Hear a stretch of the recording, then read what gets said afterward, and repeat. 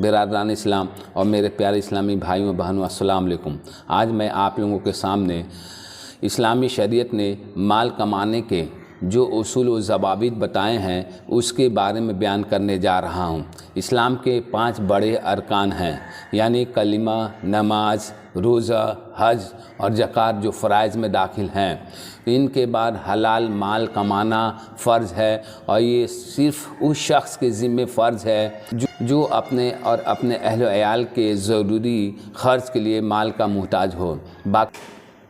باقی وہ شخص جس کے پاس ضرورت کے مطابق مال موجود ہو، مثلاً وہ صاحب جائیداد ہو یا کسی اور طرح سے اس کو مال حاصل ہو، تو مال کمانا اس کے ذمہ فرض نہیں رہتا ہے، اس لیے کہ اللہ تعالیٰ نے مال کو ضرورتوں کے پورا کرنے کے لیے پیدا فرمایا ہے، تاکہ بندہ اپنی ضروری حاجتیں پوری کر کے اللہ تعالیٰ کی عبادت میں مشغول ہو جائے، کیونکہ رہنے سہنے، کھانے پینے اور پہننے اوڑھنے کے بغیر صحیح طریقے سے اللہ تعالیٰ کی عبادت نہیں ہو سکتی ہے۔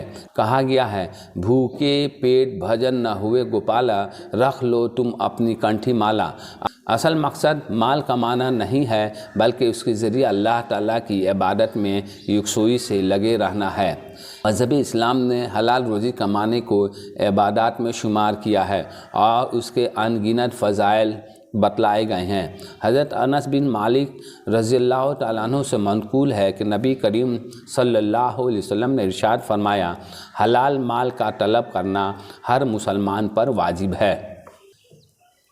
اسی طرح ایک اور حدیث ہے کہ حضرت عبداللہ بن مسعود رضی اللہ تعالیٰ عنہ سے مروی ہے کہ نبی کریم صلی اللہ علیہ وسلم نے ارشاد فرمایا، حلال مال کا طلب کرنا دیگر فرائض کی ادائیگی کے بعد فرض ہے۔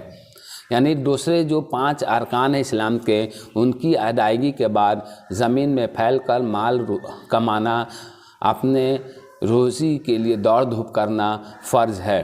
حضرت ابو سعید خدری رضی اللہ تعالیٰ عنہ سے بھی ایک حدیث مروی ہے کہ حضور صلی اللہ علیہ وسلم نے ارشاد فرمایا، جس آدمی نے بھی حلال مال کما کر اپنے کھانے اور پینے پر خرچ کیا یا اپنے علاوہ اللہ تعالیٰ کی مخلوق میں سے کسی دوسرے کو کھلایا یا پہنایا، تو یہ بھی اس کے لیے صدقہ ہوگا۔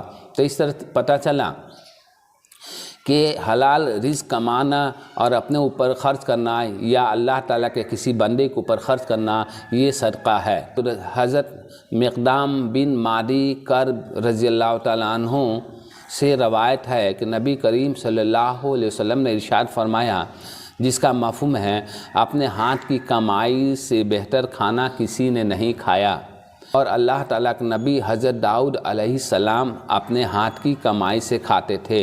ان سب سے معلوم ہوا کہ صرف مال کمانا فرض اور واجب عبادت نہیں ہے، بلکہ حلال اور جائز طریقے سے مال کمانا عبادت ہے۔ حرام یا مشتبہ مال کمانا عبادت کا ہونا تو دور کی بات ہے، الٹا سخت گناہ اور اللہ تعالیٰ کی نافرمانی ہے۔ اس لیے ہمیں چاہیے کہ اپنی ضرورت کو پوری کرنے کے لیے ہم مال کمائیں۔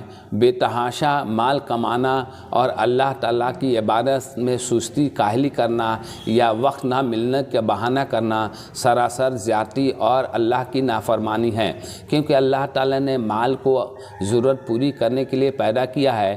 اگر ہم کو اپنی کمائی سے ہماری ضرورت پوری ہو جاتی ہے تو پھر ہم رات دن اللہ کی عبادت ترک کر کے چھوڑ کے ہم مال کماتے رہیں، یہ اللہ کی نافرمانی ہے، اور یہ فرض اور واجب میں شامل نہیں ہے۔ فرض اور واجب میں اسی وقت شامل ہوگا جب ہم مال کا محتاج رہیں گے۔ اگر ہمارے پاس جائیداد ہو یا کسی اور طریقے سے ہمیں مال حاصل ہو تو ہمیں چاہیے کہ اللہ کی عبادت یکسو ہو کر کریں۔ اگر ہم محتاج ہیں مال کے تو کمائیں اور اپنی ضرورت پہ خرچ کریں یا اللہ تعالیٰ کی مخلوق کی ضرورت پہ خرچ کریں، تو یہ صدقہ ہوگا، اور اس کے بعد اللہ تعالیٰ کی عبادت میں مشغول ہو جائیں۔